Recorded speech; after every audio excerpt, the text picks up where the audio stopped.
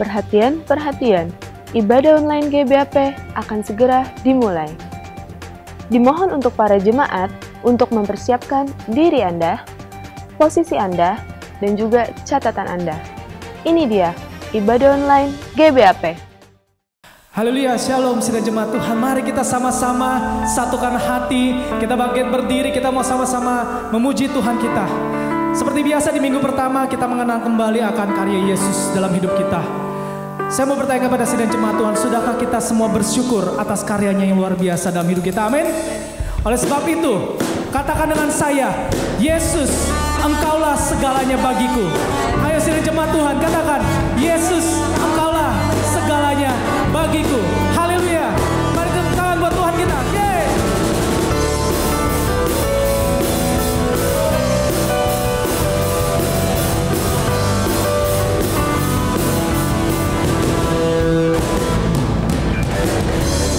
Sama-sama katakan semuanya.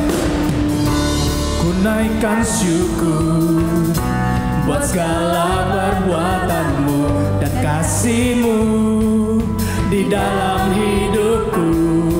Amin. Tiada terukur betapa besar kasih-Mu. Sungguh kagum akan Engkau, Yesus. Kaulah segalanya, melebihi semua yang ada padaku. Oh Yesus, Kaulah segalanya, seutuhnya ku berikan hatiku untukmu. Amin. Ku naikkan syukur buat segala perbuatanmu dan kasih-Mu. Di mana? Di dalam hidupku. Tiada terukur betapa besar kasih-Mu. Sungguh ku katakan kagum akan Engkau. Semua. Yesus, Kaulah segalanya, melebihi semua yang ada padaku. Oh Yesus, Kaulah segalanya, seutuhnya ku berikan hatiku untukmu. Amin. Kita berikan segalanya buat Tuhan kita. Amin. Sebab Yesus juga segalanya buat kita semua. Haleluya.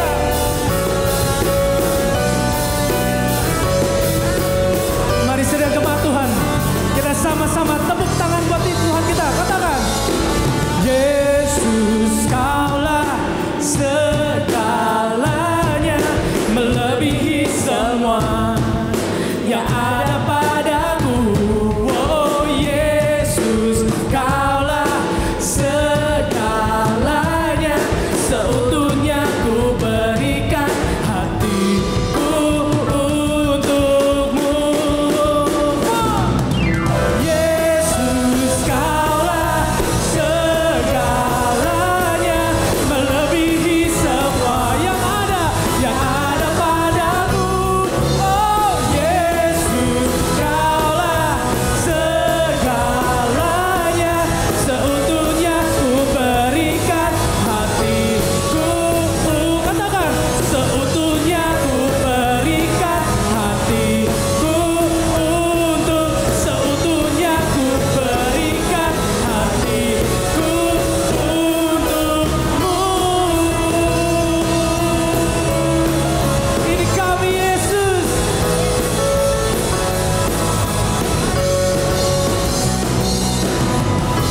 Haleluya. Saudarakan haleluya. Haleluya. Haleluya. Thank you Lord Jesus. Engkau Yesus segalanya bagi kami semua. Puji nama Tuhan. Haleluya Yesus. Sungguh kami bersyukur ya Tuhan atas karya-Mu yang luar biasa. Engkau sudah berkorban bagi kami semua. Dan Kau mengaruniakan Roh Kudus bagi kami semua. Sehingga ada roh yang manis, roh penghibur, Roh yang mengingatkan kami akan kebenaran Tuhan. Biarlah Roh Kudus bekerja dengan dahsyatnya pada saat ini. Kami percaya Roh Kudus bekerja dengan luar biasa. Dimanapun kami sidang jemaat Tuhan yang menyembah dan memuji-Mu Tuhan di tempat ini, kami percaya Tuhan Roh Kudus bekerja dengan luar biasa menjamah. Biar sidang jemaat Tuhan juga bukakan hati-Mu untuk Roh Kudus yang manis itu ada bagi kita semua. Haleluya Yesus. Roh Kudus hadir di sini, pribadi yang menawan dan suci.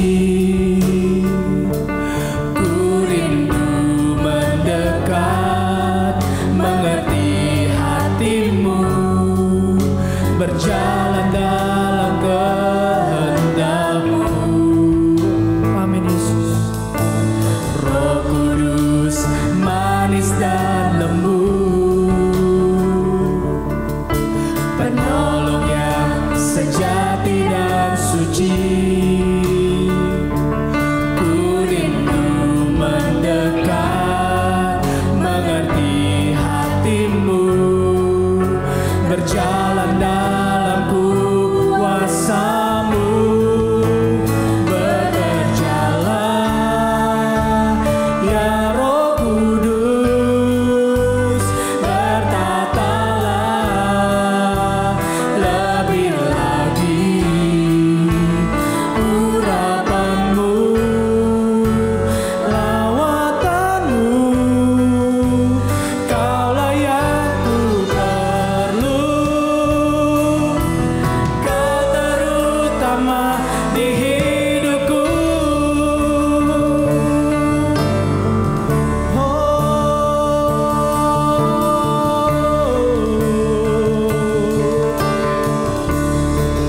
Katakan sama-sama. Roh Kudus manis dan lembut, penolong yang sejati, penolong yang sejati dan suci. Kami rindu Tuhan, mengerti hatimu, berjalan dalam kuasa-Mu. Bekerjalah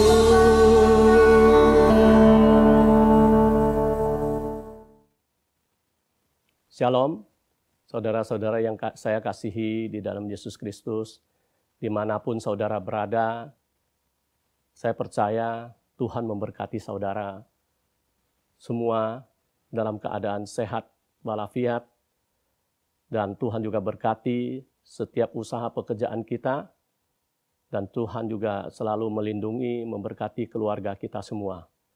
Hari ini walaupun kita tetap harus ibadah online, tapi saya percaya Tuhan hadir di setiap rumah tangga dan siap untuk memberkati kita semua.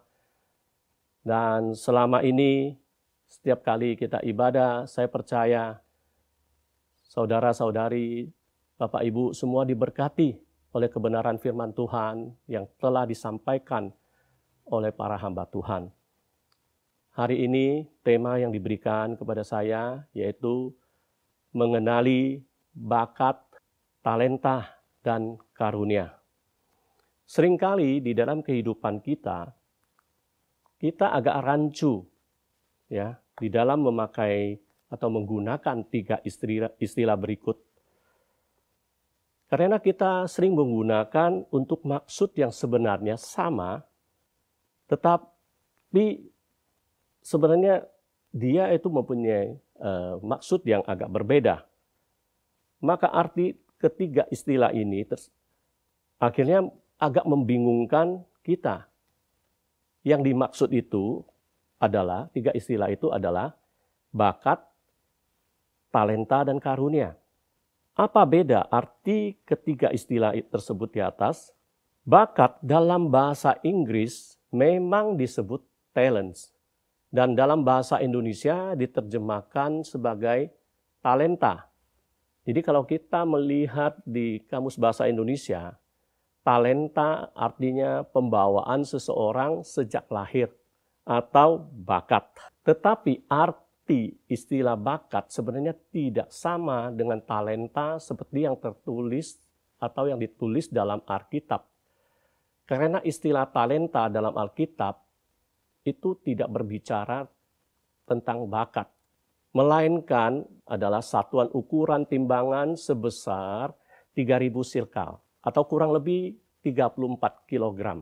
Dalam Perjanjian Baru, talenta itu adalah salah satu nilai uang pada zaman itu yang setara dengan 6.000 dinar. Sedangkan 1 dinar itu sama dengan upah pekerja 1 hari. Maka di Matius 20 ayat 2 di sana dikatakan, setelah ia sepakat dengan pekerja-pekerja itu mengenai upah sedinar sehari, ia menyuruh mereka ke kebun anggurnya. Jadi artinya seorang pekerja untuk mendapatkan 1 talenta, maka dia harus bekerja selama 6.000 hari. Baru dia dapatkan upah 1 talenta. Kalau kita jabarkan orang itu harus bekerja full selama setiap hari, yaitu 1 tahun 365 hari, maka dia harus bekerja kurang lebih 16,4 tahun baru mendapatkan 1 talenta. Kalau itu diberlakukan di Indonesia, ya, di mana kita tahu minggu itu libur, ya ada hari libur nasional, ya kita potong dengan 52 minggu dan hari libur lainnya, maka untuk mendapatkan 1 talenta, seseorang itu harus bekerja kurang lebih 20 tahun. Jadi saat ini kita bisa boleh katakan, ya, jadi kita bisa simpulkan, jadi talenta itu sebenarnya lebih cocok bila diartikan sebagai sejumlah modal yang Tuhan titipkan pada diri kita masing-masing. Dan kita ingat dalam perumpamaan tentang talenta, kita tahu bahwa ada orang yang dipercaya 5 talenta, 2 talenta, dan 1 talenta. Artinya apa? Memang modal yang diberikan Tuhan kepada setiap orang itu tidaklah sama. Namun tugas dan tanggung jawabnya sama, yaitu masing-masing harus mengupayakan modal tersebut agar berbuah atau berlipat ganda. Sedangkan bakat umumnya diartikan sebagai sifat atau kecenderungan bawaan dalam diri seseorang yang diperolehnya karena faktor keturunan atau genetik. Sehingga di dunia ini banyak orang yang yakin bahwa kalau kedua orang tuanya itu pintar atau sekolahnya tinggi, nanti akan melahirkan anak yang jenius. Bahkan ada sebagian orang yang menganggap kalau orang tuanya itu mampu atau kaya, nanti juga akan punya anak yang pintar dan berbakat. Karena apa? Sejak dari kandungan ya, sampai lahir, anak itu diberikan gizi yang cukup dan bahkan dikatakan berlebih. Dan dari sejak kecil anak itu sudah disekolahkan di sekolah yang terkenal, yang berkualitas bagus dan bermutu, dan ada di lingkungan yang bagus. Bukan hanya sampai di situ, anak-anak tersebut akan dikasih les yang macam-macam dengan guru-guru yang bagus. Mereka juga dileskan dengan berbagai keahlian, ya sesuai mungkin dengan hobi anak itu atau hobi orang tua sejak mereka ada di dini. Jadi nanti mereka harapkan anak mereka itu seorang yang berbakat, yang punya kelebihan dari keahlian daripada orang-orang lain. Memang masih ada banyak perdebatan mengenai hal ini. Benarkah kemampuan seseorang ditentukan oleh bakat alami atau ada pembentukan di dalam lingkungan di mana mereka berada? Selain itu juga muncul pertanyaan, kalaupun kemampuan seseorang ditentukan oleh bakat yang dibawanya sejak lahir, bisakah kita mengenal bakat tersebut? Dan masih ada satu sanggahan lain hubungan dengan teori tentang bakat. Kalaupun seseorang berbakat atas sesuatu, namun bila ia tidak melatih dirinya dan secara serius mengembangkannya, apakah bakat tersebut bisa tumbuh dan menjadikan dirinya mempunyai keahlian khusus sehingga dia mampu berkompetisi di dunia ini dengan bakat tersebut yang bisa dijadikan profesi baik di dalam pekerjaan atau usaha mereka. Dan kita melihat di dunia ini banyak acara-acara TV ya di berbagai negara dengan melalui suatu kontes untuk mencari orang-orang yang berbakat khusus dan bahkan kadang-kadang unik. Ya, tidak ada yang ini beda dengan orang-orang yang ada. Ya, contohnya acara seperti talent show, ya, ada American Idol, ada Super 10, ya, dan sebagainya. Hari ini kita akan membaca firman Tuhan ya, yang terambil di 1 Korintus 12 ayat 7. Di sana dikatakan, firman Tuhan katakan, tetapi kepada tiap-tiap orang dikaruniakan pernyataan roh untuk kepentingan bersama. Jadi kalau kita mau lihat, yang namanya karunia itu sebenarnya adalah, yang kalau kita cari di Kamus Bahasa Indonesia, karunia itu sama dengan kasih, belas kasih, pemberian atau anugerah, sebagai tanda kasih dari Allah atau Raja. Kita bisa simpulkan juga ya bahwa tadi kita sudah ngomong bakat atau keahlian atau keterampilan, itu juga kita bisa simpulkan adalah karunia dari Tuhan yang kita dapatkan sejak lahir. Dan kita sekarang setelah kita baca firman Tuhan tadi, jadi kita kira-kira bisa bagikan. Jadi karunia itu atau pemberian Tuhan itu ada dua bagian sifatnya. Yang pertama, karunia atau pemberian yang kita peroleh secara alami, yang kita sebut itu adalah bakat atau keahlian khusus atau keterampilan yang sudah kita peroleh, ya, yang kita dapat dari Tuhan, mungkin dari sejak lahir, atau nanti kita akan dibentuk oleh lingkungan atau dengan latihan.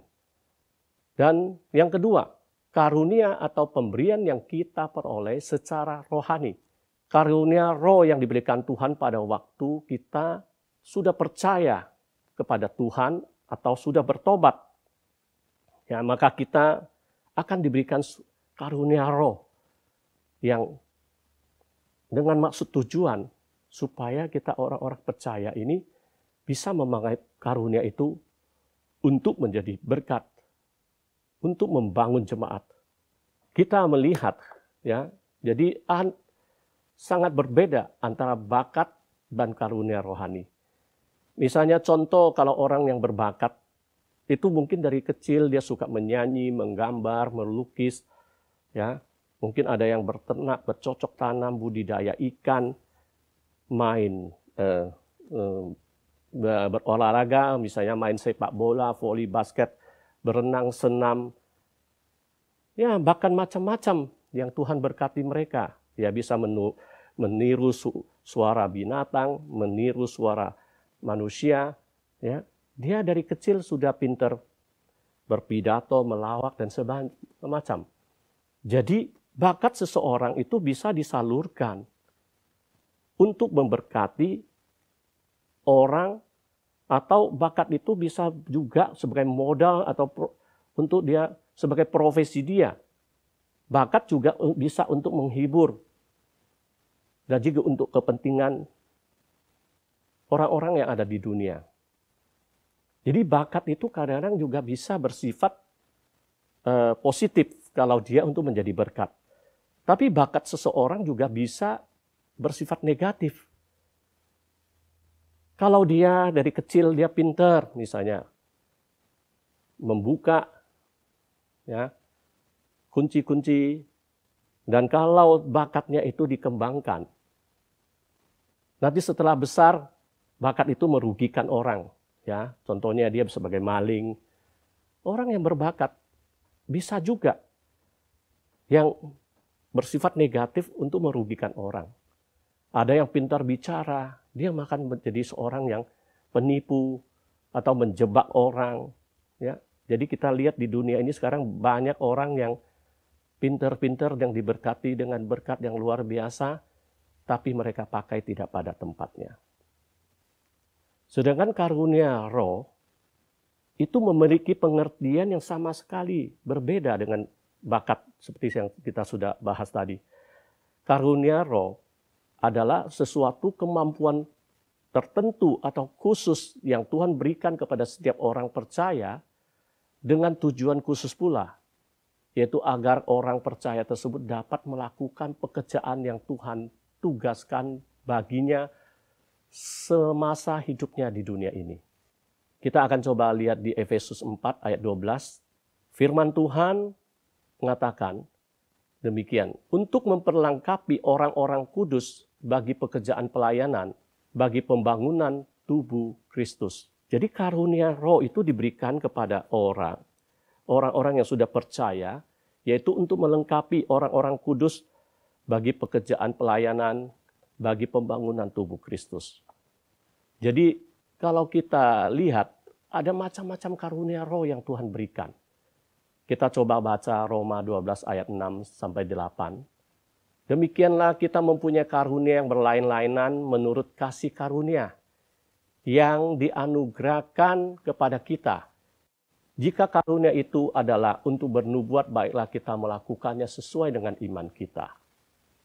Jika karunia untuk melayani, baiklah kita melayani. Jika karunia untuk mengajar, baiklah kita mengajar. Jika karunia untuk menasihati, baiklah kita menasihati. Siapa yang membagi-bagikan sesuatu, hendaklah ia melakukan dengan hati yang ikhlas. Siapa yang memberikan pimpinan, hendaklah ia melakukan dengan rajin. Siapa yang menunjukkan kemurahan, hendaklah ia melakukan dengan sukacita. Luar biasa. Ya. Jadi karunia roh yang diberikan di sini itu ya bernubuat, melayani, mengajar, menasehati, membagi-bagikan sesuatu, memimpin dan menunjukkan kemurahan. Ada lagi, ya.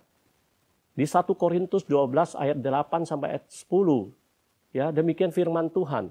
Sebab kepada yang seorang, roh memberikan karunia untuk berkata-kata dengan hikmat, dan kepada yang lain, roh yang sama memberikan karunia berkata-kata dengan pengetahuan.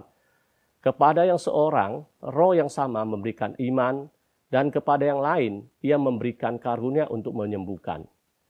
Kepada yang seorang, Roh memberikan kuasa untuk mengadakan mukjizat. Dan kepada yang lain, ia memberikan karunia untuk bernubuat. Dan kepada yang lain lagi, ia memberikan karunia untuk membedakan bermacam-macam roh.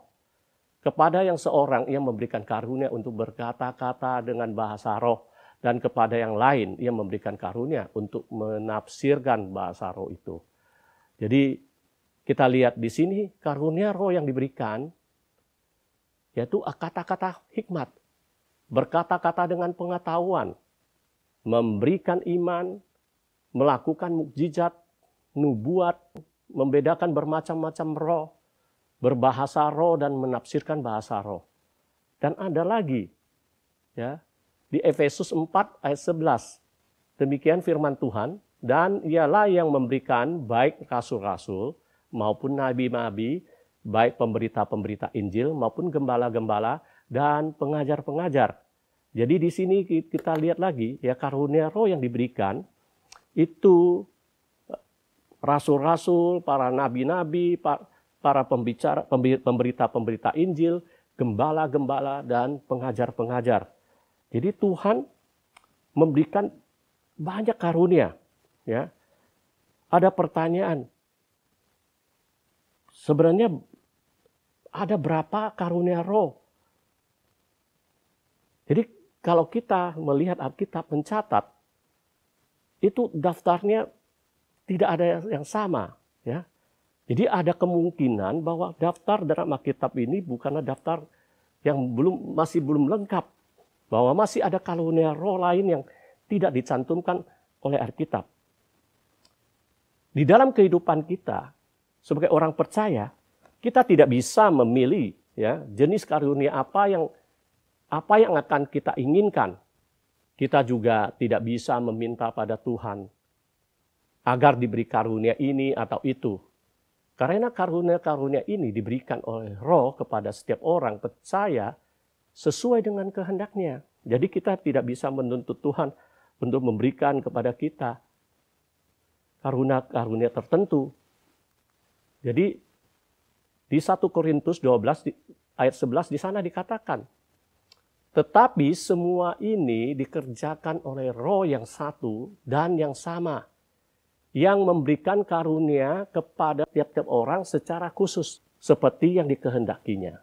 Jadi kalau Tuhan tidak menghendaki kita memperoleh karunia itu, maka kita tidak akan mendapatkan. Tapi kalau Dia kehendaki kita untuk mendapatkannya, maka kita percaya bahwa di dalam satu gereja, ya banyak orang yang akan dipakai Tuhan dengan berbagai karunia, sehingga kita makin dilengkapi untuk bisa bekerja sama, untuk membangun ya tubuh Kristus yang ada di dalam gereja.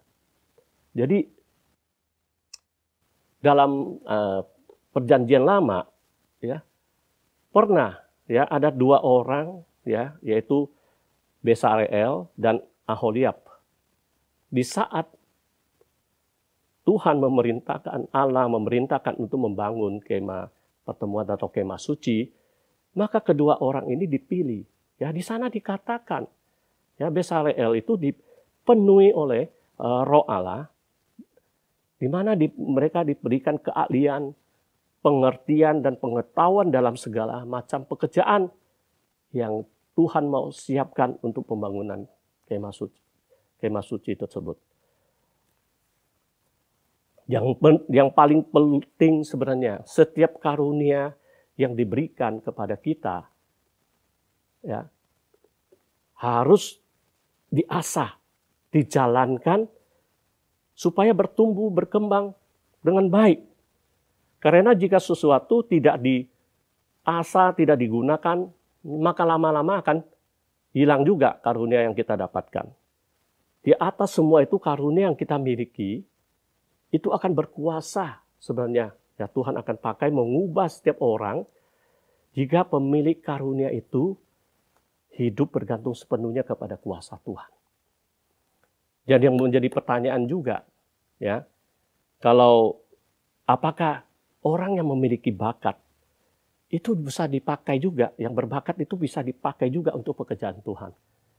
Jawabannya tentu ya bisa.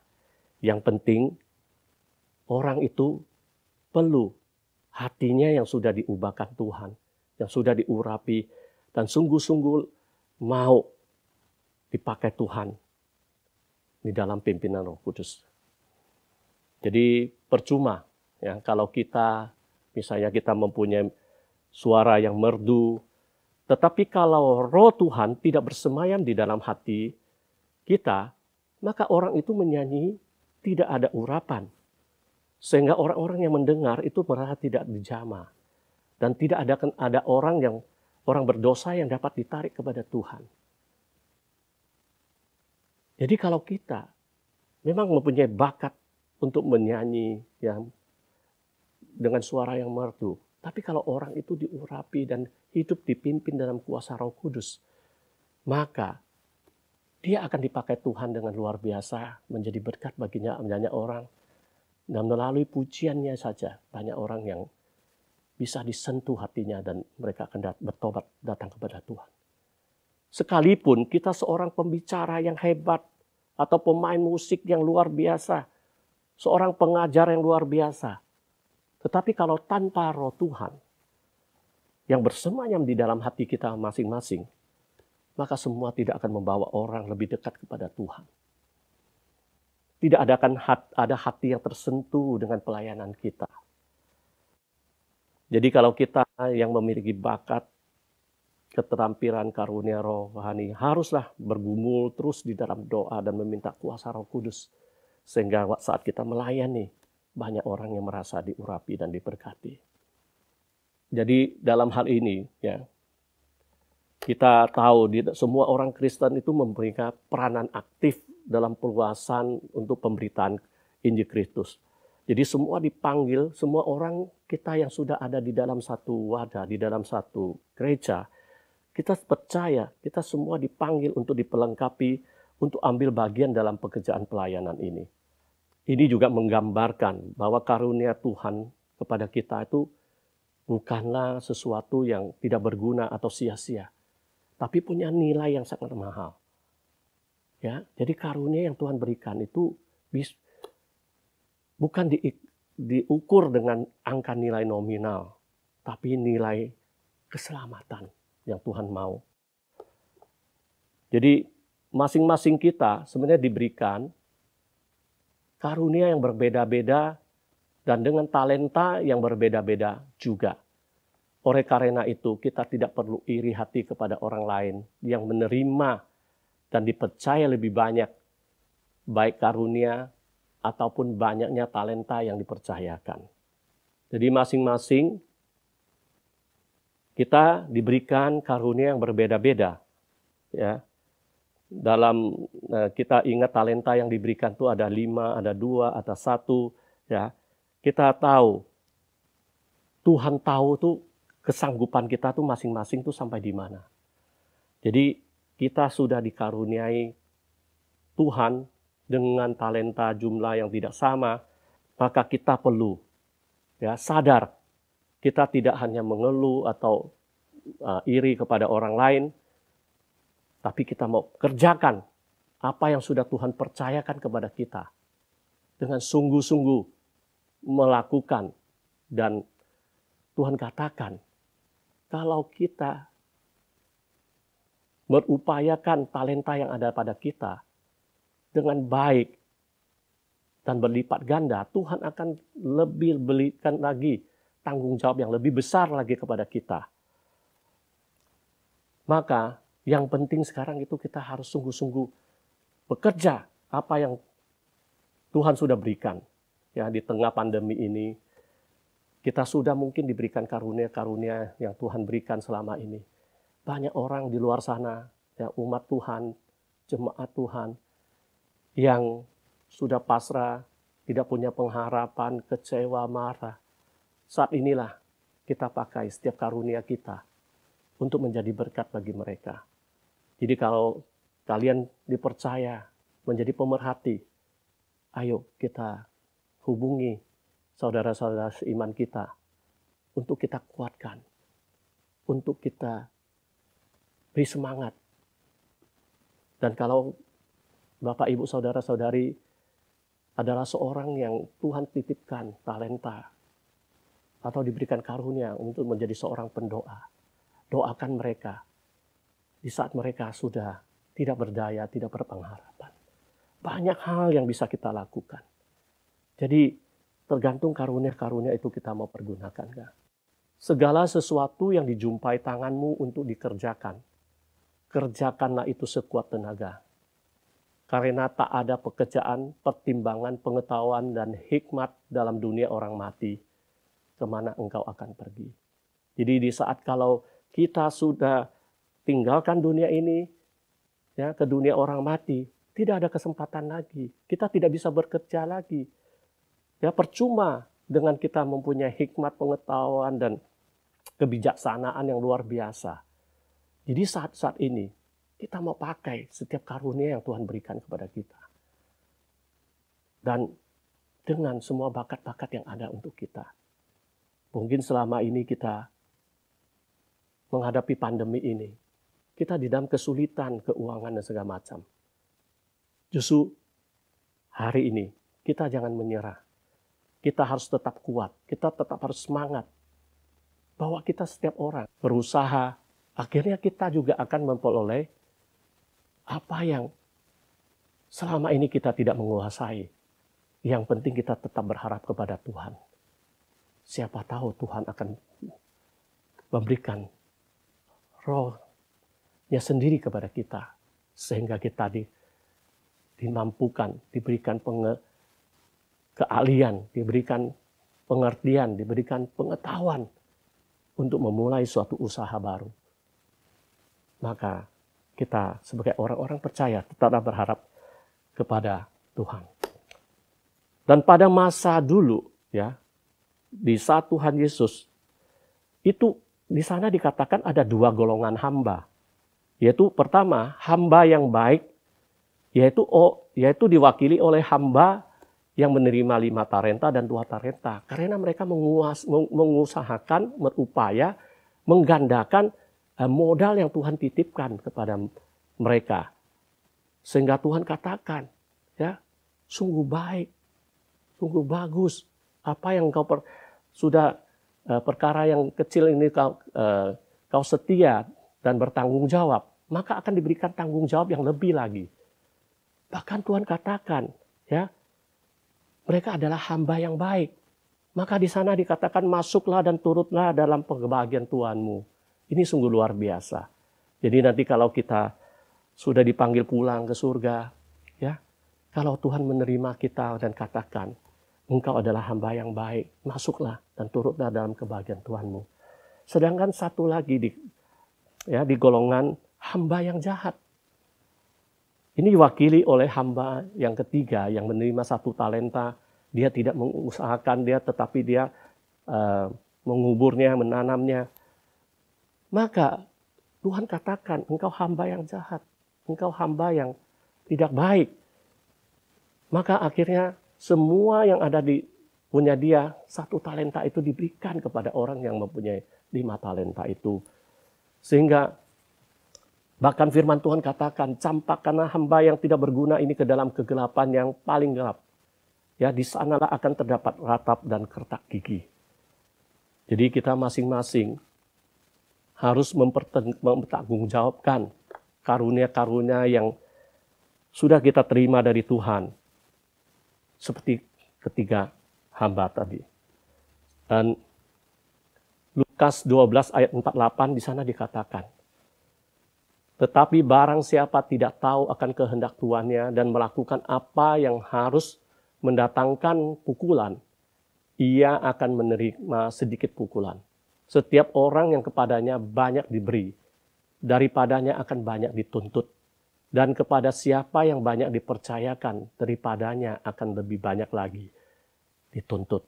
Jadi kita jangan bangga kalau kita punya banyak karunia. Tetapi kalau kita tidak menggunakan berupaya untuk melakukan yang terbaik, bahkan melipat gandakan karunia-karunia yang sudah kita dapati, maka kita akan dituntut dan kita akan menerima banyak lagi yang tuntutan. Ya. Jadi kalau orang akan mendatangkan pukulan, tapi kalau orang yang sedikit, ya, malah dia akan menerima sedikit pukulan. Jadi jangan kita kecewa, jangan kita marah bahwa kita karunia yang sedikit, karena orang yang punya karunia yang lebih itu malah dituntut lebih. Dan di Wahyu 22 di sana ayat 12 di sana dikatakan, sesungguhnya aku datang segera dan aku membawa upaku untuk membalaskan kepada setiap orang menurut perbuatannya. Jadi kita tahu waktu Tuhan sudah sangat dekat. Jadi kita tidak main-main dengan waktu yang Tuhan berikan saat ini. Dan kita melihat dengan adanya pandemi ini, kita sebagai manusia, kita hilang kekuatan, kita hilang kuasa, kita hilang kemampuan. Walaupun kita punya uang, tapi kita tidak bisa berbuat apa-apa. Karena dengan adanya virus yang saja yang diberikan oleh Tuhan, sudah membuat kita ya khawatir, takut, dan banyak masalah yang timbul di dalam keluarga kita, di dalam usaha kita. Maka dengan kedatangan waktu Tuhan yang sudah sangat dekat ini, mari kita pergunakan bakat, ya, talenta yang Tuhan titipkan, karunia-karunia yang Tuhan berikan, pakai semaksimal mungkin dengan semangat yang pantang menyerah, dan kita menjadi berkat bagi banyak orang. Jadi kalau kita sudah diberkati dengan karunia, ya, macam-macam, pakailah itu. Jadi setiap karunia yang Tuhan berikan, kita harus pakai juga. Kita pakai untuk memuliakan nama Tuhan. Jangan sampai kita pergunakan untuk kepentingan diri kita sendiri, untuk memperoleh keuntungan, atau untuk memperoleh materi, atau untuk kemuliaan nama kita.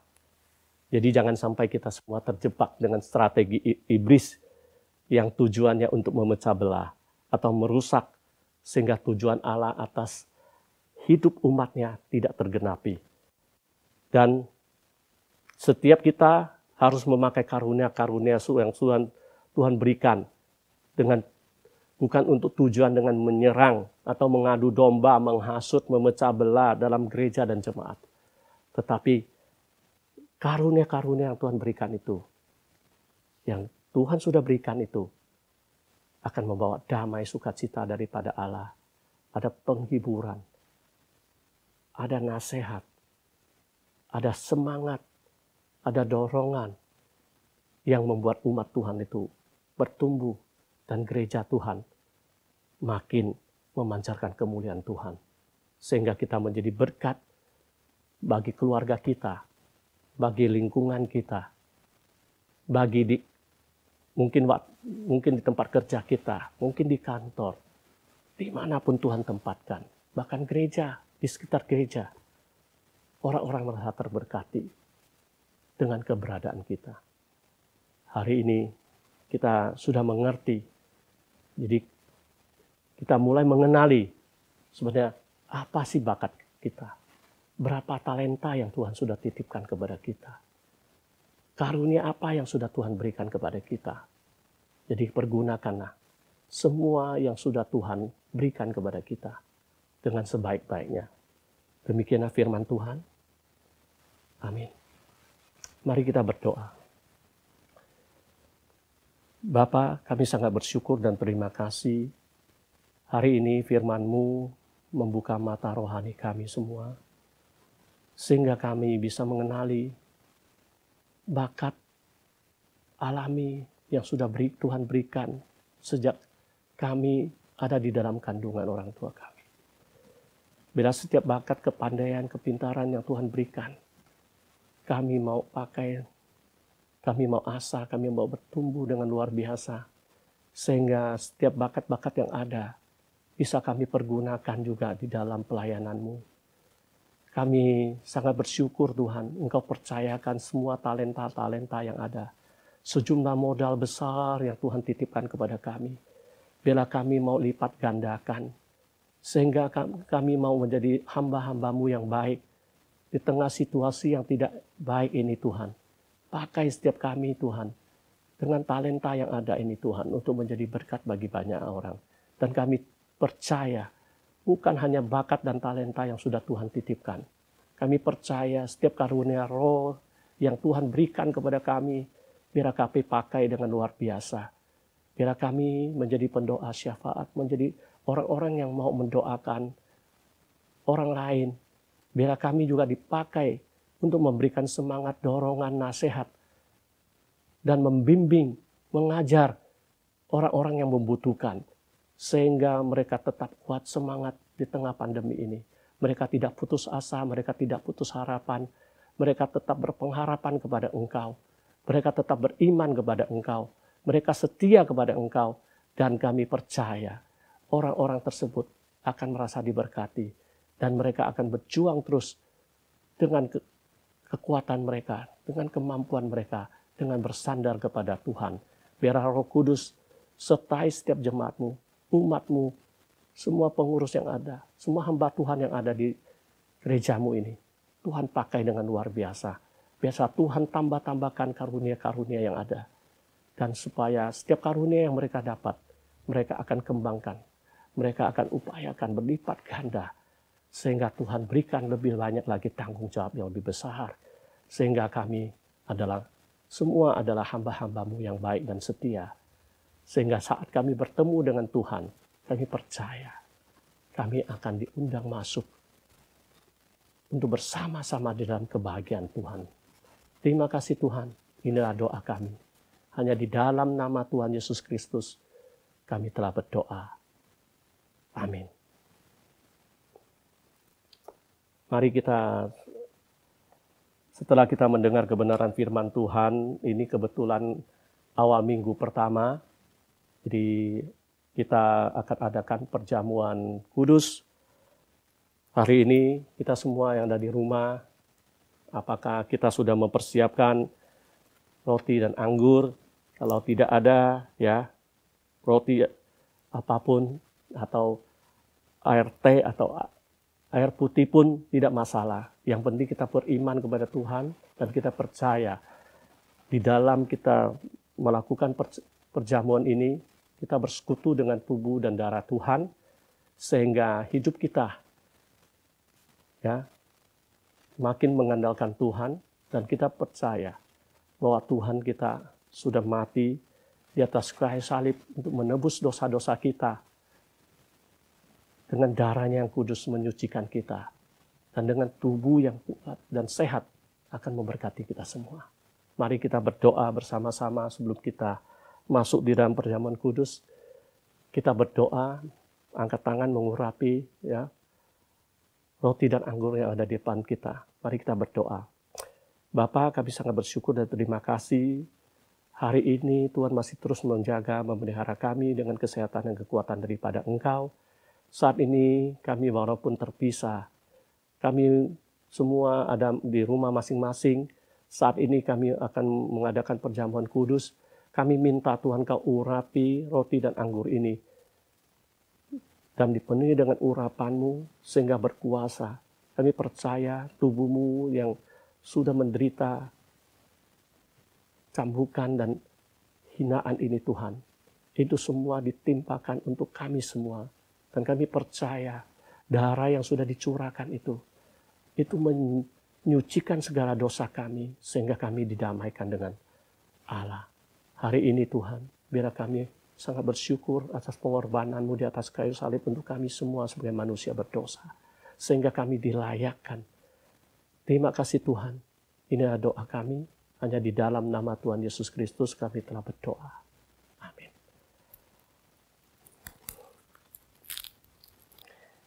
Ya, mari kita angkat roti ini mulai di atas kepala kita. Pada malam waktu Tuhan, sebelum dia diserahkan, dia mengambil roti, dan sesudah itu ia mengucap syukur atasnya. Ia memecah-mecahkannya dan berkata, inilah tubuhku yang diserahkan bagi kamu, perbuatlah ini menjadi peringatan akan aku.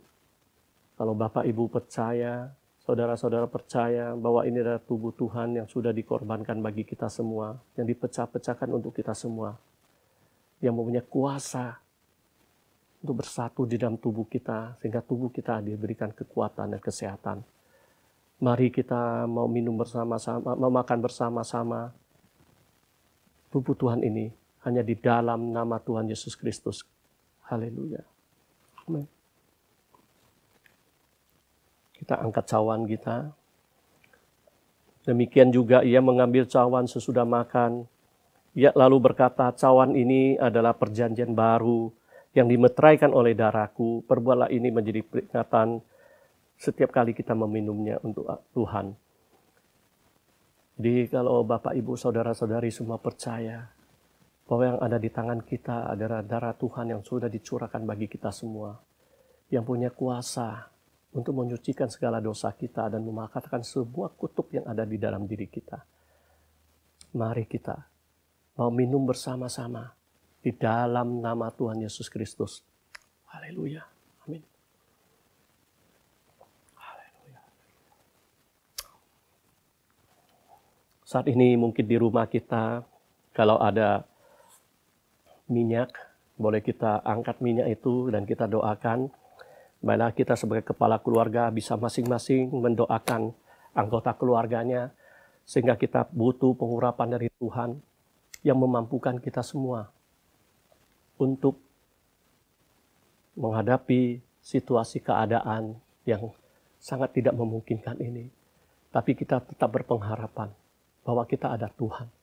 Kita minta Tuhan urap, berkati minyak-minyak yang ada menjadi minyak urapan. Sehingga setiap orang yang diurapi, Tuhan berikan kesehatan, kekuatan. Tuhan berikan hikmat, marifat. Biar Roh Kudus selalu menyertai hidup kita dan membimbing hidup kita. Sehingga kita bisa memaksimalkan semua bakat, talenta, dan karunia roh yang sudah Tuhan berikan kepada kita. Bapak, ini adalah minyak biasa Tuhan. Kami saat ini minta Tuhan urapi, minyak ini menjadi minyak urapan. Sehingga setiap orang yang kami urapi mendapatkan urapan daripada Allah.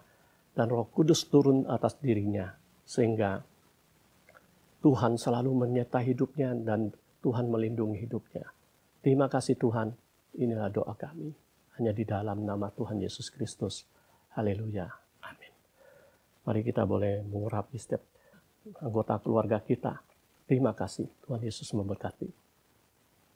Mari kita sama-sama berdoa untuk Indonesia. Bapa, dalam nama Yesus, kami berdoa buat bangsa kami Indonesia. Di dalam nama Yesus untuk perekonomian yang terjadi di Indonesia ya Tuhan. Kami percaya untuk pemerintahan pusat, pemerintahan kota dan daerah, Tuhan akan menyatakan kedaulatannya. Hasil bumi dan hasil laut yang akan berlimpah-limpah ada di bangsa kami Indonesia. Kami percaya Shalom-Mu atas Indonesia. Dari Sabang sampai Merauke, kami berdoa buat TNI, Polri yang berjaga-jaga, bahkan kami sebagai orang-orang yang Tuhan percayakan di bangsa kami, untuk kami berdoa, bahkan kami untuk terlibat di dalam keamanan bangsa kami, di dalam nama Yesus Kristus Tuhan. Kami juga berdoa untuk GBAP yang ada di seluruh Indonesia.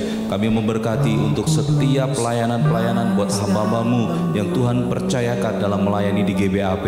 Tuhan, kami percaya Allah akan turut bekerja dalam mendatangkan kebaikan untuk GBAP yang ada di seluruh Indonesia. Di dalam nama Yesus, untuk kebutuhan demi kebutuhan yang diperlukan, Tuhan akan cukupkan. Di dalam nama Yesus, kami juga berdoa buat jemaat-Mu yang hari ini mengalami kelemahan tubuh, yang mengalami sakit. Di dalam nama Yesus Kristus Tuhan, Tuhan sembuhkan. Jamah Tuhan, melalui iman percaya kami, pengharapan kami di dalam Yesus, kesembuhan mengalir di dalam nama Yesus Kristus, kuasa Allah mengalir di dalam nama Yesus Kristus Tuhan.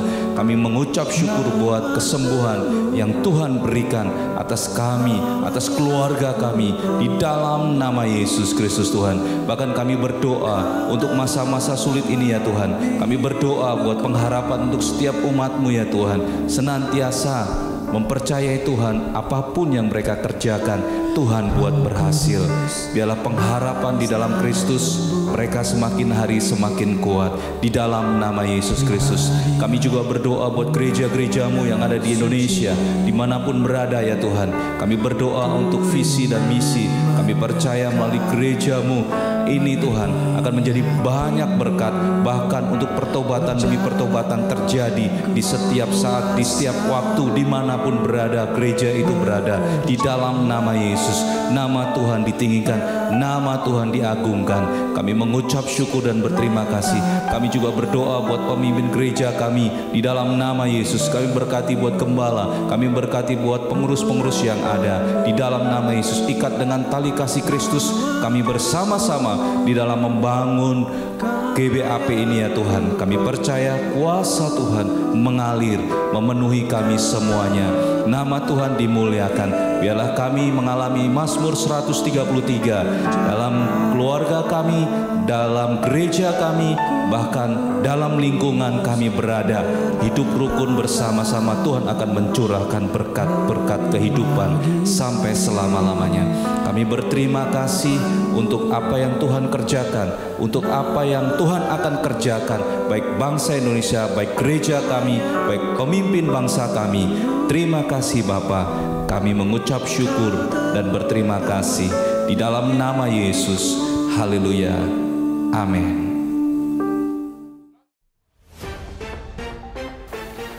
Kita sudah diberkati oleh kebenaran firman Tuhan. Mari kita melakukannya dalam kehidupan kita.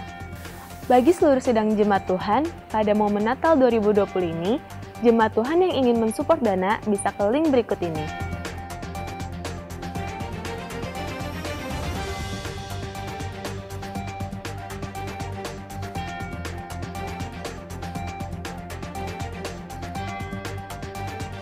Kita akan merayakan Natal bersama dan berbagi kasih, sehingga kasih Tuhan bisa dirasakan oleh semua orang. Persembahan adalah tanggung jawab kita sebagai sidang jemaat Tuhan. Mari kita memberikan persembahan di link berikut ini.